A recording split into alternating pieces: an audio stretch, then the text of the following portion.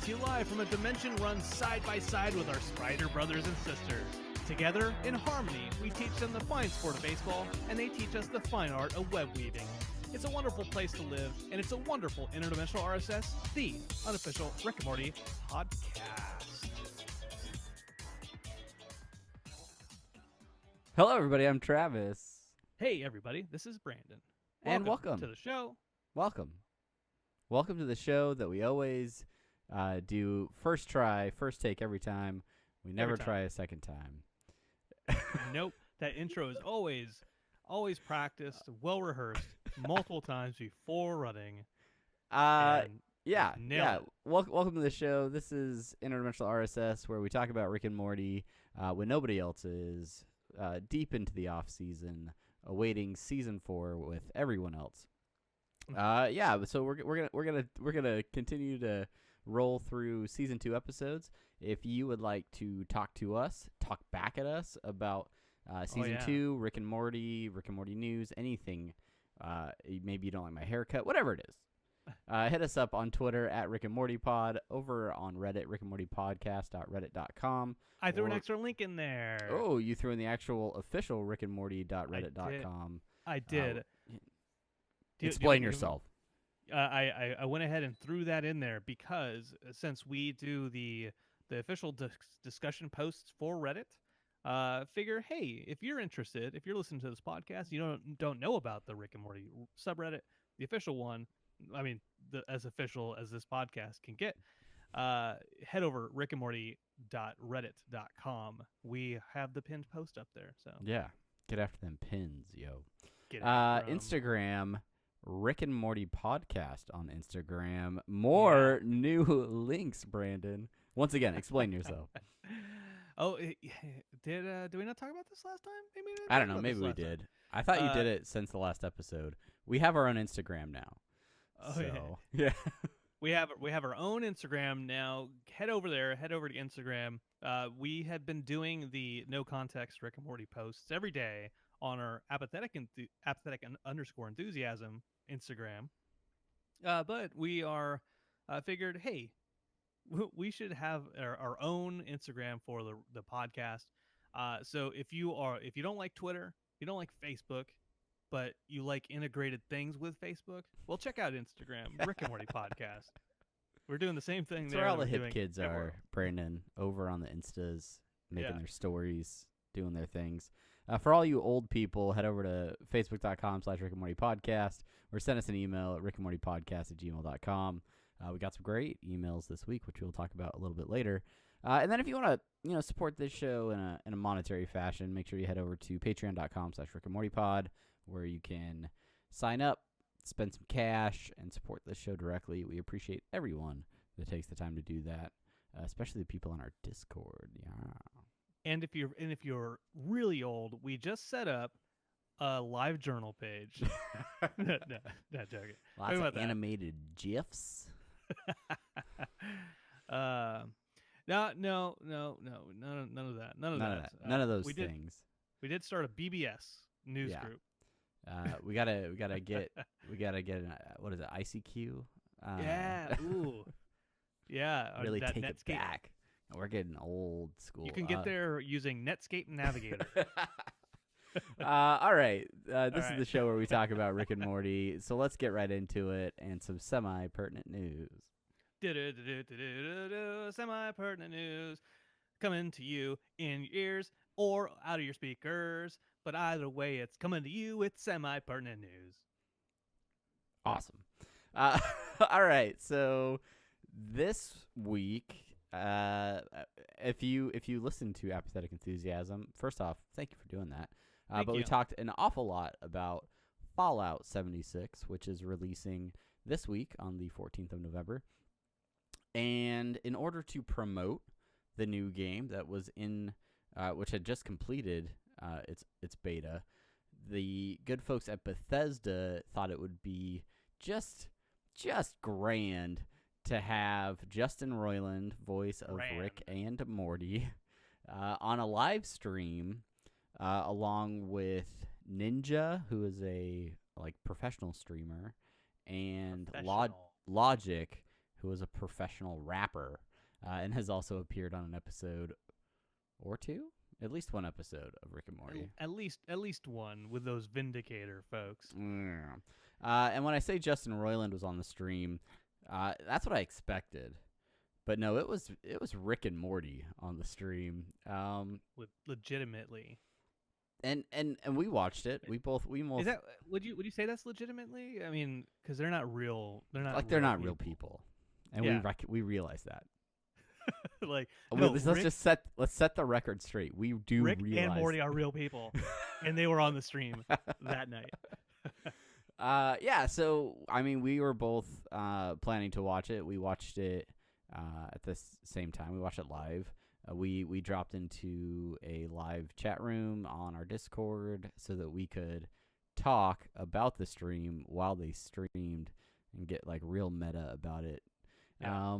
But yeah, early on it was pretty clear that there were some technical difficulties, Yes. and this maybe was a little bit too ambitious, or just maybe the wrong assortment of folks. I think Bethesda tried a little too hard with this stream. What are you eating your glasses or trying to clean them, Brandon? What are you doing? I'm trying to clean them. I'm listening to you. Okay. I'm trying to look distinguished when I'm listening to you talk about Logic Ninja. For the video viewers, let us know exactly how distinguished Brandon looks over on Patreon. What were your initial thoughts on the stream, Brandon? Well, let me say it like this. When you are a professional streamer, such as we are, and by such as we are, I mean not as we are. Yeah, we rarely, if ever, stream. Although, looking forward to changing that. I'm gonna keep cleaning my glasses as I talk. So the thing about it is when it was supposed to start at 9:00 and 9 p.m. Eastern, about an hour after the beta closed to the public. Right. And so it was supposed to start up at 9. If you went to the Mixer or you went to the Twitch, there was just the standard kind of Fallout. Please stand by. Please stand by. Right. Yeah, like off air sort of thing that you see, like when television used to go off the air. Yeah. I don't think it does that anymore. So I got in there. There was already 10,000 folks that were just hanging out in that in chat and Twitch, and that chat room that was just bombarded with spam. I tried to which is par for the course on a Twitch chat. I tried to throw in some interdimensional RSS stuff in there. Really? But yeah, I couldn't get past the majority of the spam. But eventually, like 20 minutes or so, 20, 25, 30 minutes after that, they started streaming. And initially, I was confused about the stream because some of there's a delay on an action that a character would do. It was about 10-second delay between, I would say, as an example, maybe Rick would say, "Oh, shoot that rad roach," and then 10 seconds later he would have shot a rad roach. Right. Now let's get into the technical stuff here later, but first, I guess this is a technical part. What was really, really cool was the motion capture or whatever technology they used, because on the right hand side of the screen it showed Ninja up top, then webcam of Logic, and then at the bottom, webcam, quote unquote, of Rick and Morty sitting together on a couch. And whenever Rick talked, his mouth would move, and whenever Morty would talk, his mouth would move. Yeah, and there were some like expression changes. It didn't look like just like purely flat images of them. They would sometimes like look at each other. Their expressions would change. That maybe a little bit of movement or things like that. So as realistic as a Rick and Morty animation might look, it was really impressive that they were able to do that live and have a voice actor who plays both voices somehow get that to work so that the right mouth was moving at the right time. Most of the time. Right. Yeah. I said this before during the stream, before the stream, and after the stream. The Simpsons did something similar to it back a couple years ago, where they did like a live Q&A with Homer talking to Dan Castellaneta, talking to phone calls or whatever. Right. And they use something similar. I think that is really cool. How they did that. Now, let's talk about the quality of the content. Yeah, man, it was rough. Like I gave up on it briefly towards the middle of it. I'm like, okay, all right, I've had enough. And then I came back briefly because I heard I heard you laughing. Yes.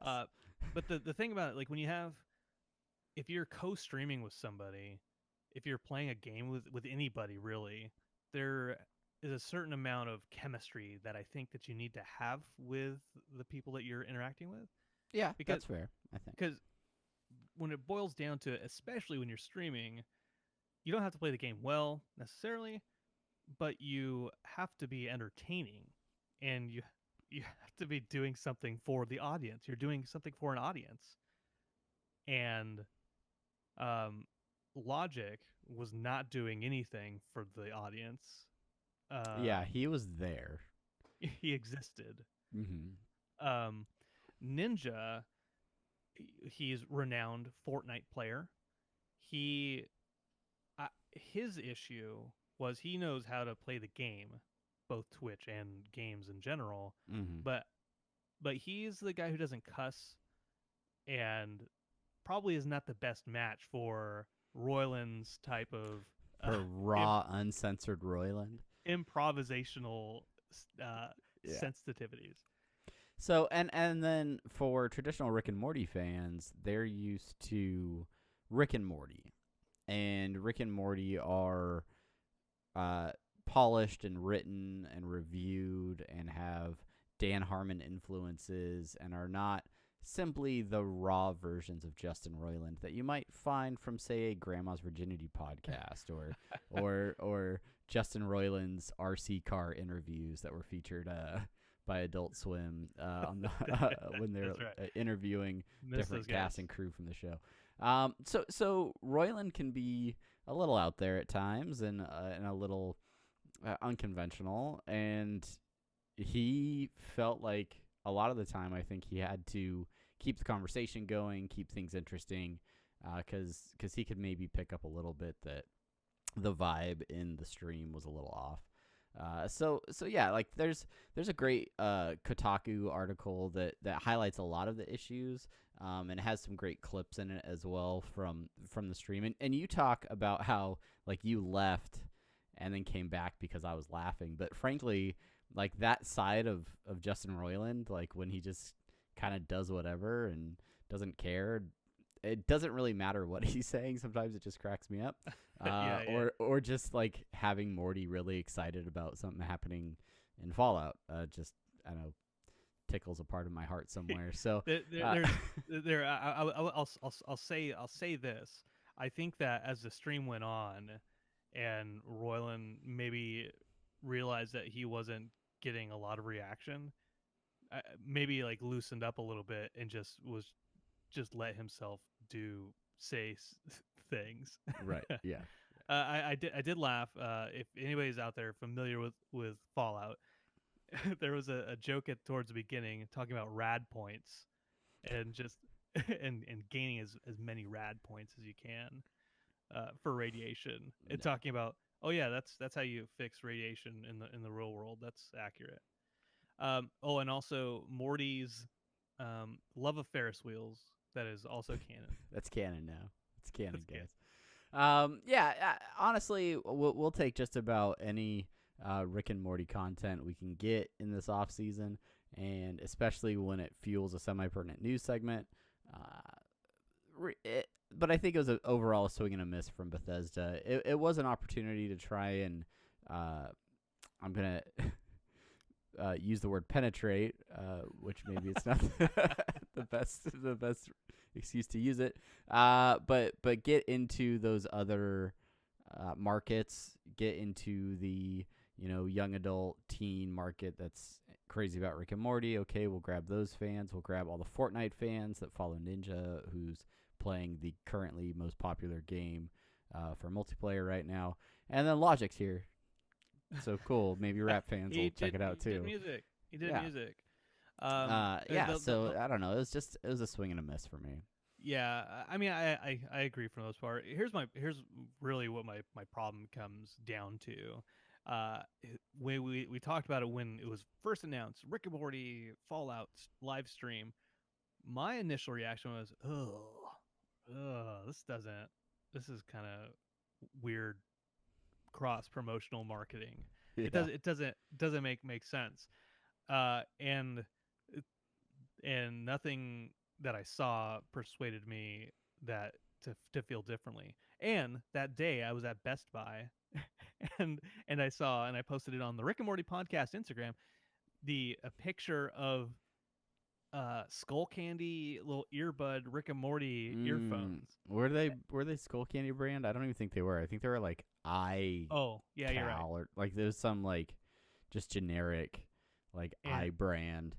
And I'm just like, okay, look, I love Rick and Morty merchandise, but you need to use a little bit more discretion, I think, because come on, some things you don't need the license.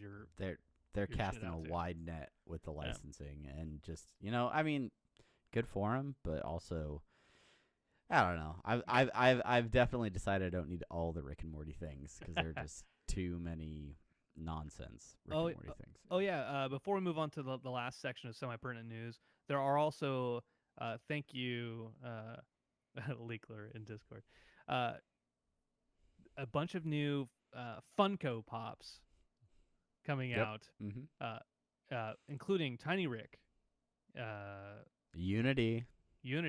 Oh yeah. Shout out for you, Unity. And a 6-inch Squanchy, Super Squanch. Oh, I didn't see that one. It was written down. They didn't show it, but it says 6-inch Squanch. Ew. That's cool. Gotta love that 6-inch Squanch. There's a noob pop that's Moppin'. probably gonna have to get a place on my shelves behind me here. I'm gonna have to make some space because I gotta get all the new action figures. There's a new line of pops coming out.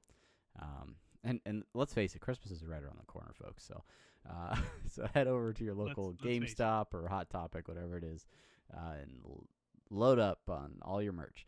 Okay, so that's it for Fallout 76 streams. Game comes out soon. I'm gonna be playing it a lot. So if you're gonna play, shoot us a tweet over at Rick and Morty Pod or something like that. On the PC. Okay. Yes. PC only, please. Last little bit of semi-pertinent news. It is what Travis lovingly calls the Dan Harmon Social Media Minute. Social Media Minute. Social Media Minute. It's trying to get all techno with it. You realize you need other sounds for that. I think that was a Daft Punk song. Yeah. Social Media Minute. Harder, faster, stronger. All right. So not a whole lot coming out of Dan Harmon's feed on Instagram over the last week or two. He has apparently been playing a lot of Red Dead Redemption 2. It is the reason I'm thinking of firing up my console once again. But there was a moment when he posted a picture from his new Apple Watch.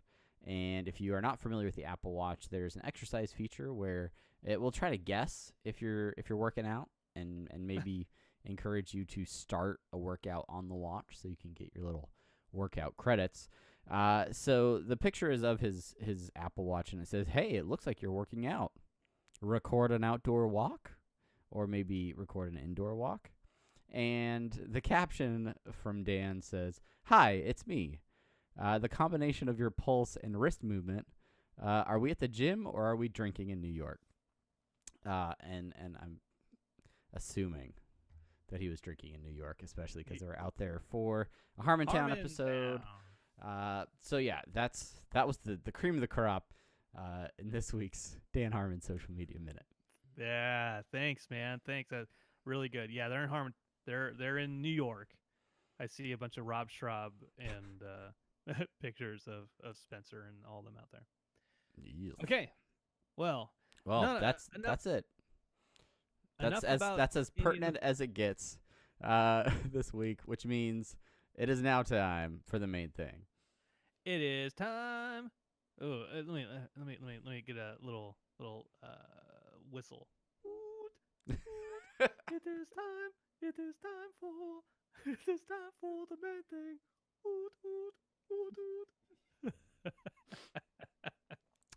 oot. The fucking worst, man.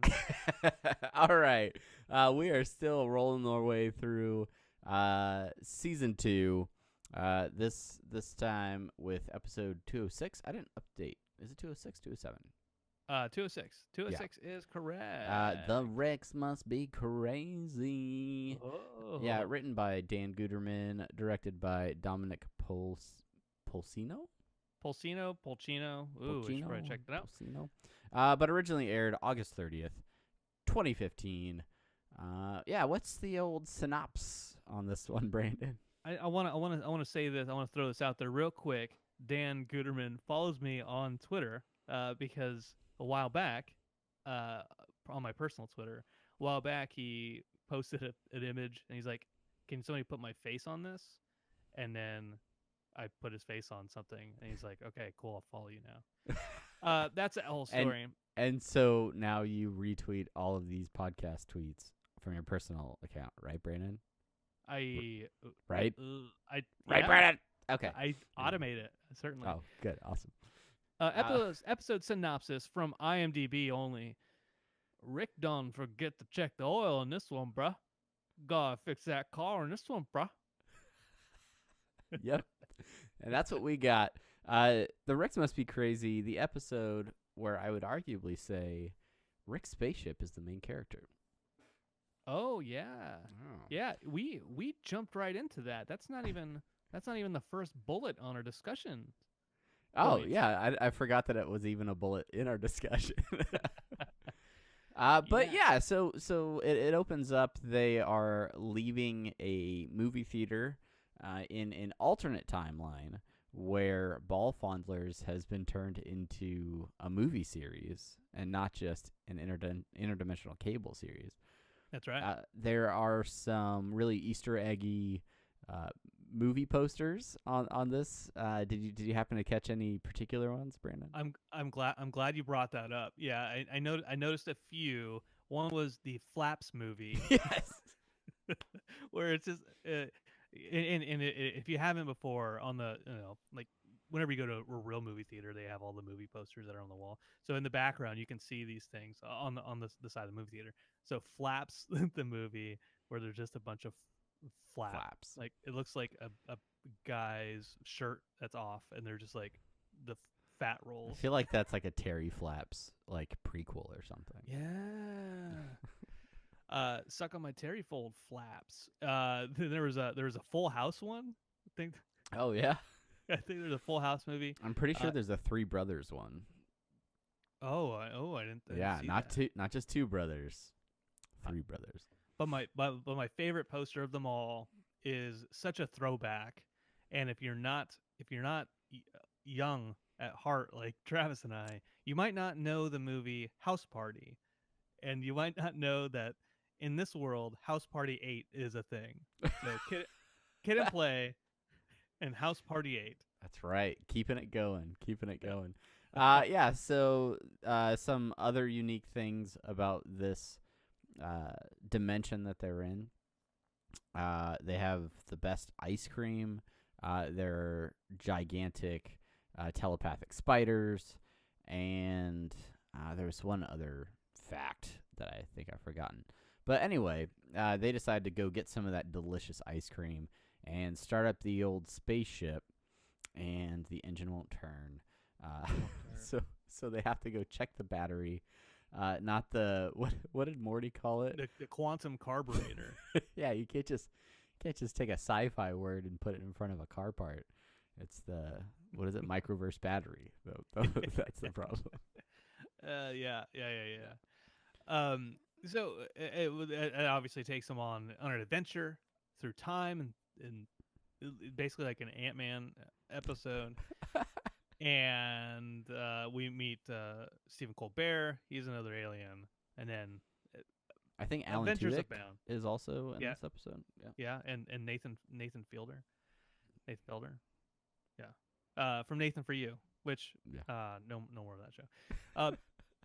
Anyway, meanwhile, Summer's in the spaceship.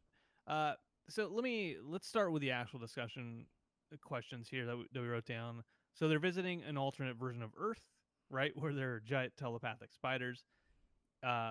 You wrote down, is this an alternate version of Rick's spaceship, or did they fly it through a portal? Yeah, that's something that it felt like a weird writing loophole to me because typically if they're moving between dimensions, Rick will just throw up a portal and then they'll step through and boom, there they are.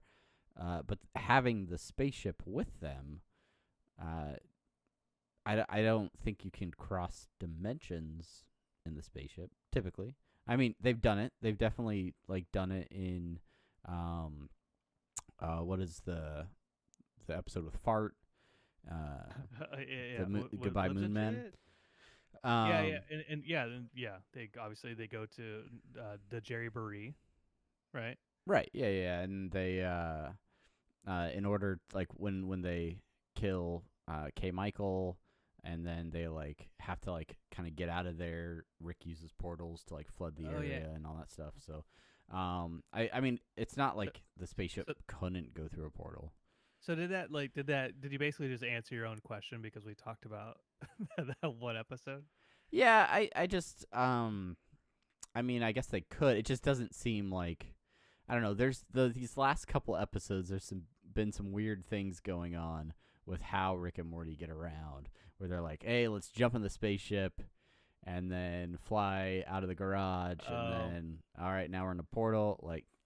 I don't know. Now we're porting into the Pentagon, the war room. Yeah, and frankly, the bottom line for me is I just want to know if this spaceship is his normal, daily driver, or if he just happened to grab the interdimensional version of it, and this one has a microverse battery, and the other one runs on a Duralast or something. I don't know.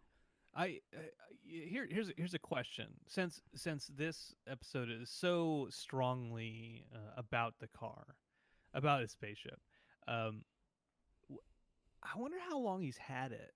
Right, in the fake flashback from the Rick Shank redemption, we don't see that junk mobile at all. So is this a first draft? So Rick talks about it in the pilot episode. Oh, because take me back. The cold open of the pilot episode, he busts into Morty's room. He's like, "Come on, Morty, gotta go. Let's go." And he drags him out of bed. And he's like, "You like the spaceship, Morty? I built it out of stuff in the garage. And we're gonna go get your friend Jessica. We're gonna kill everybody, right? So." God, you're so fresh start. At remembering quotes. Fresh start, Morty. Fresh start. So I think that he just built it after he moved in with the Smiths.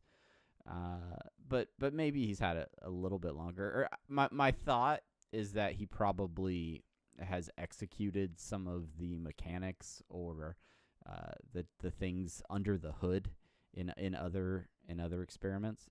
Yeah. And so then when he was like, "Man, I really need a way to get around. Let me throw a spaceship together real quick." He maybe repurposed some things. When they're showing the wide shots of the Citadel, are there a bunch of Rick spaceships flying around? Not that I recall. Okay. I can't remember. Yeah, Unity, if you're listening, and I'm assuming you are. At least a few of you are. I'm quite confident. Shoot us a message and let us know if there's any scenes or anything where there are multiple Ricks flying multiple of his spaceships. Yeah. Because I think that'd be that if that's not a thing, that would be a cool like just scene to throw in there at some point in time, Yeah. Yeah. Well, and yeah, like an it's armada of Ricks, Rick spaceship. with the really classic looking junk spaceship. Yeah, all right. So then what's our next point here? So we talk about the spaceship really being the star. It's and in two ways, right? Because the entire A plot, I'll call it, where they're dropping down into, microverses and miniverses and tiny verses. All of that takes place within a fundamental component of the spaceship itself. And then in the B plot, it's all about how the spaceship has like sentience and is able to protect Summer in a sketchy looking parking lot, whether she likes it or not. Yeah, I wondered this. This is probably not really that important a thing to wonder about, but if the car is running off of the microverse battery, what is powering the AI? No, yeah, I gave that a thought on one of my subsequent rewatches as well. I was like, usually if the battery's bad, like the electronics don't work so well. That's right. And then you get into your car, and then you have to enter the code for your radio because it's like the anti-theft. So you have to be like, oh shit, where did I put that thing? So you go in your glove compartment and you like open up the car handbook, and you're like, I know it's in here somewhere. And so sorry. Otherwise, the clock doesn't work, and it just shows the code A3. It's really frustrating. Yeah, your like internal lights are dim or they don't work at all. Yeah. Your lethal AI security system just doesn't quite work the same Well, way. so here's the thing. Let me, I talk myself into understanding what the problem is. So usually, if the battery is completely dead, it's not even gonna click. It's not even gonna click. It's not even gonna click the starter. It's not even gonna click. But if there's a little bit of power in there, it'll go as the starter tries to turn over. Yeah. But it just doesn't have enough voltage, right? Well, I answer my own question because when Rick tries to turn the key, there's a clicking. There's a clicking. So there's enough power for probably a low power consumption AI. Easy. Maybe. That or it's got a dedicated battery. One of the two. Clearly, you know nothing about vehicle maintenance. One of my favorite lines. Isn't that? Doesn't he say that when he's like handing him the headband like antenna? And he's like, Yeah. clearly you know nothing about vehicle maintenance. Yeah. So, which side of the plot do you want to dive into first? You want to talk about Rick and Morty's adventures? You want to talk about Summer? Where are we at here? Well, let's just go and get the Rick and Morty stuff out of the All way. right, let's get out of the way. So You know, obviously, I mean, I don't want to rehash. You've seen the episode, most likely. This is a rewatch, but Rick makes an entire universe where there's a planet that has evolved to the point where they have sentient beings that can step on some little paddles and generate electricity, which he siphons off the majority of to power his vehicle. And then we go down and down into subsequent levels of realities where each one of these planets has a Rick-like scientist who has figured out that they can create a tiny universe and instead have that universe create their power instead of them having to do it themselves. Did you get sort of like an Inception type feel, like sort of the almost like Lawnmower Dog sort of perception off of this as you were watching the episode, where like time slows down and the microverses and everything else? Like, I'm gonna turn that question around on you. Did you get that? Did you get that from watching this? Because absolutely, I wrote down that note in the meeting minutes. Brandon. What is this? In the discussion points. But yeah, okay, cool. So you caught that too. It's something I didn't catch on the multiple rewatches before, but maybe paying closer attention to it for the podcast. I'm like, oh well, they talk about in the mini verse. A second is takes a lot longer in the real world or whatever. Right, yeah. Almost to the point where like I felt like this in some ways was a better reflection of Inception than Lawnmower Dog was, which was calling it out on the nose. Like Yeah. Oh, and it did that. It did that in a good way because whereas in Lawnmower Dog they just kind of they say that and then they use that time to trick you in the end and be like, Morty, no, it's been 5 minutes. You crapped your pants. It got all over me. Got in my mouth. Um, but this one because Summer was in the spaceship and they were doing the countdown at the same time. You could see that that comparison of how much stuff Rick and Morty are doing at the same time that it's counting down from 10 yeah, in yeah, the spaceship. yeah, exactly. We did get some listener questions and thoughts that I think I'd prefer to just sprinkle in as we're on the topics. Lucas E. Referring to us as interdimensional douchebags. Thanks, so- Lucas. he mentions or he asks, does Rick really need the fake antenna to pretend to be an alien? He already looks way different than anybody else. Did he know he would look so different? I feel like he would probably know, like he's probably studied them before he made first contact. Any good alien race would do that.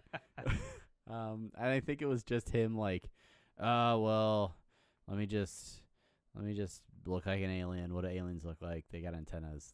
I'll just put these on. Like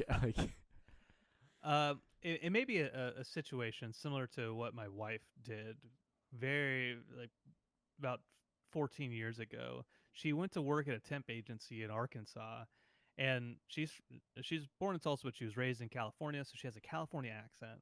She goes to this place in Arkansas, and the first day she accidentally slips into an Arkansas accent, and she works at the temp agency for a year and a half, and she maintains that Arkansas fake accent for a year and a half because then she's like, I'm too embarrassed to switch back. And then she ended up tricking them, and she said, I'm going to a speech therapist to get rid of my accent, and they believed her, and then she just started talking regularly. So in many ways, I feel like maybe that's what happened. the best story I've never heard about your wife. That's probably what happened to Rick. He came down. He's like, oh, they might look like me. I need to trick them into think I'm an alien. So he put on the things, the little head antenna, and then when he came out, they're like, oh, they don't look like me. But now I have the antenna. I just gotta stick with it. Gotta stick with it. Peace among worlds. Yeah, there are some classic bits that come out of these scenes. Obviously, any Peace Among Worlds, Rick flipping people off, however many T-shirts it's copied onto or things like that. Those have all come from this episode. There are a lot of interesting ways that Rick, in his own sick sense of humor, has decided to mess with the alien race to tell them that things mean one thing or mean another. Blow you or blow me. Oh no. F blow you. me. What'd you say to me? What'd you say?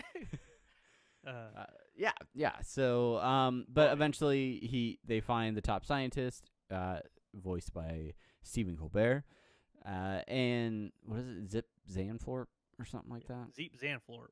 Yeah, and I feel like he's a really interesting and cool match for Rick because he is basically the Rick of this, microverse race. And they get into some really interesting parallels. I find it very interesting how Rick is adamant about not learning a lesson for himself, but instead trying to push the issue to make Zeep learn those lessons so that he'll start generating power for him again. Slavery with extra steps and what have you. Right. The question I have, real quick side question: if Rick is able to create a portal gun, and there's so many different versions of Rick that exist. Is there does Zeep have that develop that same ability eventually? And is there like a microverse of a bunch of different Zeeps floating about? I don't know. Maybe he would have gotten there eventually, but his life's work has been so intent on how to more efficiently produce electricity, seeing as their entire race is basically there to step on these paddles and make electricity for them. It's to me, it's a really easy solution for Zeep to like automate that so people don't have to actually step on the boxes. Yeah, yeah. I don't know. I feel like there's probably an easier way. There's probably a way. And it involves these switches or these toggles. Yeah. Yeah. Another question from Lucas says, "What would you do if you learned that your entire existence was a lie, and nothing you did mattered?" Oh man. Well, that sounds a lot like my my exit from Catholicism. Okay. So you would start a podcast and live in Florida. If my entire existence was a lie and nothing in it mattered, um, well, that I think that's a loaded one, because if I even like Zeep and even I forget what Felder's character is called. Uh, even if they have a higher being and their purpose is just to create power, I mean that's kind of what God's doing. But these guys, like, they work for each other and like they exchange Yeah. services and like, it's Yeah, I guess that no matter what, no matter where you are in existence, if you're doing good stuff or bad stuff, it still matters. I don't know. That's what I choose to believe. Otherwise, if nothing you do matters, then I don't know. I don't think that's, to me, that's not a possible thing to do. Even if there's short-term consequences, short-term consequences are consequences. yeah, and that's why, like, you're absolutely right in saying it's a loaded question, because I I don't I don't know that, like, their entire existence is a lie. It's just that one fundamental part where, like they are producing electricity. Like, that's what they're doing when they step on those things. They just don't really realize how much of it isn't for themselves. Right. By the way, that guy's name is Kyle. So we go from Rick the Zeep to Kyle the Yeah. scientist. Yeah, nailed it. That's why it was so hard for me to remember. Is it because it's an easy name? Got it. Oh, I got all blurry. Oh yeah. Ooh. Then the follow up question for that is, does whatever you do still matter in the microverse battery? Well, yeah, it does, because if you don't keep going, then Rick's car won't drive. We can't get that sweet ice cream. Can't And that's get what that we're doing. That's what we're doing, Morty. God. Yeah, and I think it's really interesting. Like, so it's a great premise and all the things that they go through, and then sort of seeing Rick face off against a peer, if you will, and then eventually Morty having to get in the way of their egos and say, "Hey, you guys need to work together, or we're never getting out of this." Tinyverse. Yeah, and so it's great, and they're moving along, and then you get to that scene where Rick and Morty are able to escape the microverse, and Zeep is defeated, and Rick very confidently turns the key on the spaceship, and it starts, and Morty's like, "How did you know it would start?" And Rick says, "Well, Zeep had a very simple decision to make. He knew I would either turn the key and it would start, or I would have to replace a battery." And so Zeep has this like really heavy,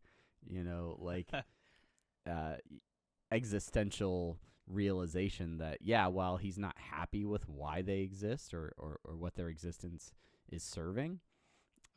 If they stop doing it, then they stop existing. Just like So- Kyle's world does when Rick knocks the battery on throws it on the ground. by Yeah. the way, that fight scene between Zeep and Rick out in the rain, badass. Heavy stuff. That's a good scene. For sure. One last question from Lucas. Is there any chance of Zeep Zanthorpe coming back in future episodes since time moves in a different rate in the microverse battery? And then, yeah, do you think there's any chance of him coming back? Oh yeah. There's chances abound.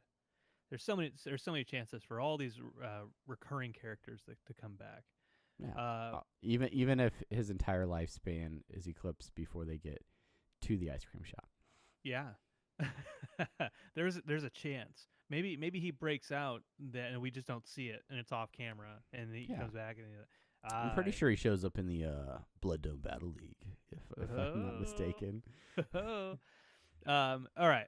The last thing we have is from Linkler.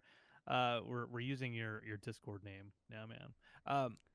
Something he points out to us, and I was unable to shake my mind from it upon rewatching. He writes, "Just want to point out something I saw. You have Rick, who creates Zeep, which happens to look like a penis, and Kyle, made by Zeep, who happens to look like a dollop of semen. Just thought it was funny. I wanted to point it out.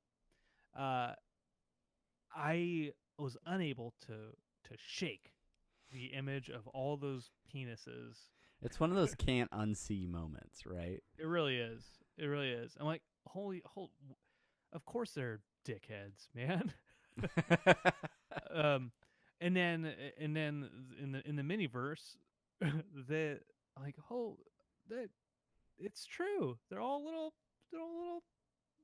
batches of little globules seed. there. Yeah. So and that seems like a very intentional design choice by the folks at the show. I think that's almost impossible that could have been an accident. An accident, right? So very good catch on that one, Linkler. Before we get into our favorite bits, I do just want to touch on the B plot here with Summer in the car. It's really interesting. Summer is not in her greatest form here. I think that later on in the series, they show that Summer is much more capable of fending for herself and taking care of business. But it is amazing the level of AI in the spaceship. And I was reading on, I think it was a live Reddit posting for when this episode originally aired. And someone was talking about how the car actually goes through like a different series of how small nations will actually attempt to defend themselves. First using like brute force, and then like soft force, like psychological type means of defense, and then eventually finding a diplomatic approach in order to maintain their sovereignty or maintain the peace. So I thought that was pretty interesting in the fact that it was able to broker a peace between giant spiders and humans, which ultimately results in flies in the ice cream. Yeah, I like that viewpoint of the steps of peace, especially on an episode where we're talking about like microcosms of like getting smaller and smaller and smaller. Right. Yeah.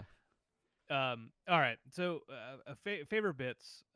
One of my favorite bits was when Morty's talking to Kyle, and he's trying to tell Kyle like, it's just scientists. Rick shot me in the hand with a shot through my laser hand. beam, like right through my hand. It's crazy stuff, right? Crazy. Just yep. And Kyle just when he's trying to rationalize Rick being Rick.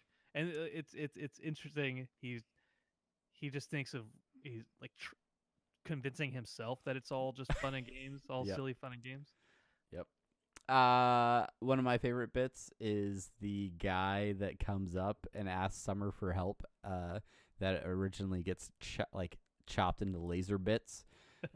His friend walks up and says, "Hey, that guy was my daughter's pediatrician." Like, very much not your typical look for a pediatrician, but it's a different reality. So who knows? He didn't have his scrubs on. Yeah, so no stethoscope around his neck. It's a dead wouldn't have known. giveaway most of the time. You wouldn't have known. Rick, right before they go into the microverse, telling Summer, having to be careful about spidery thoughts. And I'd have to watch the episode again, but that's our first indication that there's anything weird about this. Did they say spiders beforehand? No, yeah, they did. He rattles it off as like one of the other things that makes that dimension different. Okay. Yeah. All right. And it's like, yep, they got this telepathic spiders and the best ice cream in the galaxy. Be careful about spidery thoughts. I like when Zeep Zamflorp is going through his berating about slavery with extra steps, and he says "Eek Barbadurkle," which Rick refers to as a pretty fancy ooh la la. I'm gonna have to start. I'm gonna start using "Eek Barbadurkle" in my daily vernacular. You should in staff meetings. Just toss it out. Of course, Morty talking shit about tree people. I always love that, especially when they all the three of them touch the crystal to get them out of the miniverse, and he just goes on a rant about their whole existence being a lie. Yeah. Go Sanchez ski shoes. Oh yeah. Great Inspector Gadget throwback. I also really like when they're running and Zeep takes off on like a hover bike. He's like, "All right, Morty, you got to turn yourself into a car. I injected all these nanobites into you. They're laying dormant. So just think about turning into a car." Oh, never mind. I found a cap. And then with the post-credit scene where he's just kind of dozing off in class and turns into a car. Great delayed payoff on that bit. Great delayed payoff. The last bit, it's so dark, with the psychological damage of the kid, creating a recreation of a police chief's drowned son, Daddy, and then and then dissolving into nothingness. I was watching that with my 6-year-old, and I was like, please don't ask me to explain this. Please don't ask me to say it. He didn't, but he was looking at me the entire time that scene was happening. Yeah. You all have loved ones. They can be returned or they can be taken away. Keep Summer safe. Yeah. All right. Well, that's pretty much our recap on the Ricks Must Be Crazy. If we missed anything, if we didn't touch on any moments that you guys particularly enjoyed, Unity, hit us up on social media. Let us know what you like about this episode. Maybe something you didn't like. Maybe something you disagree with us about. All bets are off. Just talk to us. We just want to hear from you. Just talk to us on any of those hundreds of social media channels that we mentioned before. And we've only got like 4 episodes to go here, so yeah, let's talk about something. All right, now it's time for listener suggestions and short outs, the part of the show where we short out some listeners and take your suggestions. A lot less suggestions these days, Brandon. It's mostly just the short outs. Mostly just the short outs. First, we have an email from Ranma. It's a suggestion. It's a suggestion. Once again, I recommend you talk about the comics. I responded to email, but guess what? I'm responding here again. I do bring up the comics here in semi-pertinent news here, there, and a little bit of everywhere. We got a lot of time before season 4, Plenty of time, or season 3B starts is word on the street. Yeah. we I want to get into the comics. I want Travis to start once he picks up those trade paperbacks, Got 'em. then he will get caught up as well. And it's something that we're definitely considering about exploring a little bit more. Yeah, it's a numbers maybe- game here. So 4 episodes left. I don't feel crazy about rehashing season 3 again, seeing as we did those live during the season. Yeah. So it does feel like there's some prime opportunities to discuss comics coming up real soon. Coming up. early 2019. Hey, yeah. yo. But thanks for the suggestion. Yeah, we'll definitely be thank you- talking thank- about comics coming up. Oh yeah. Let's see reviews over on the iTunes. iTunes, Apple Podcasts. Podcasts. Cog Drizzle 12. People 5 stars. 5 stars. Thank you. five stars. Ooh, Keeping that 5-star rating, baby. Short, sweet, and to the point. No notes. I just enjoyed it. Please write more. Yeah, Wait. we'll write. We'll talk. It does say please write more. Maybe that's like a backhanded suggestion. Like maybe they don't want us to talk as much and they'd prefer like just Oh, transcripts of the episodes. well, the only thing that we do that we do write for sure is the intro. That's the only thing we write. That gets Or- written down. There are otherwise very loose skeletal only thing structures scripted. of the episode. Thank Anything you. from Twitter stand out to you? I didn't put anything in the notes. We had some great activity on Twitter. On our Discord, So Lucid, also known as Lucius Nivik, I think is his name, or Kevin, depending on how you know him. But he shared with us a Get Swifty cover by Wax/Wayne. Wax Wayne. It's out on Spotify. Go check it out. It's more of like a chill kind of like somewhat like maybe like acoustic sort of sound to Get Swifty. But you know, if you're a Spotify subscriber, you know, what harm is it? Just go check out the song. It's pretty good jam. He told me to listen to it, and I said I would listen to it, and I didn't listen to it. Makes you a liar, Brandon. Well, in my defense, I did save his life by healing him a lot on our last D&D session. Yeah, So, check out Apathetic Enthusiasm for that You're D&D welcome. recap. Kevin. No, so the last thing we do have good interaction on Twitter, but the most important thing that came out of Twitter is Symbiote Studios, depending on what you want to call them or pronounce them. We partnered with them in order to give away a Morty of the Month. They produce a Morty of the Month, a fairly good sized plush, and it's a Morty of the Month, usually from Pocket Mortys. Yes.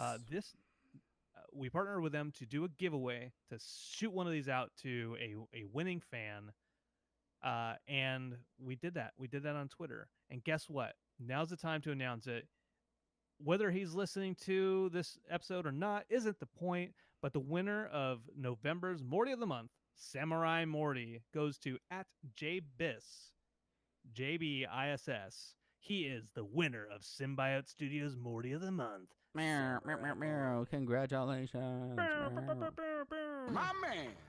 And that's the way the news goes.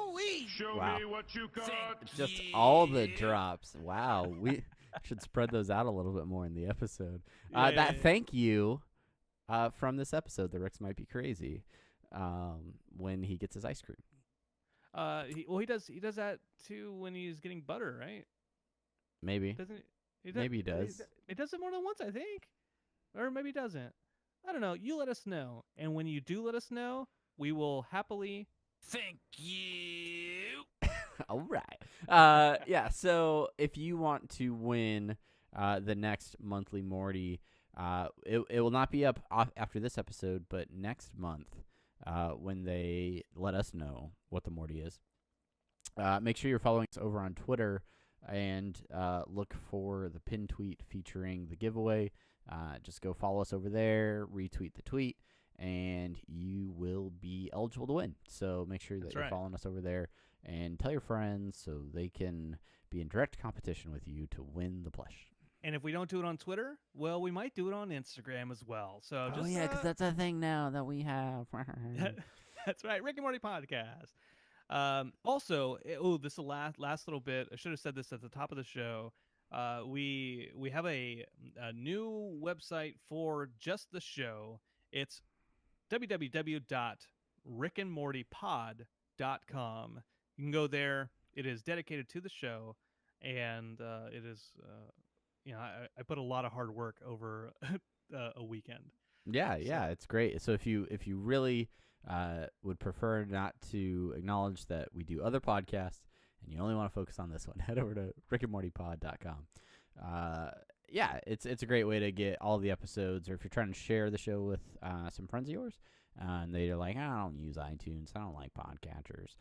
Yeah, just send them the link, and they can get access to our episodes. That is absolutely right. Well, I want to say thank you to each and every one of you that listens, that shares the show, that likes anything that we put out, supports us on Patreon. By the way, we do have a new patron on Patreon who initially gave us $50, Yes, which that's right. we clarified that it's back down to $5, but doesn't matter if it's $1, $5, $50. We thank you so much for your support, and to really everyone out there listening, it means the world to us. So thank you. Yeah. That's it for this episode, and until next week, or 2 weeks. Yeah. I'm Travis. I'm Brandon. Bye. Bye bye.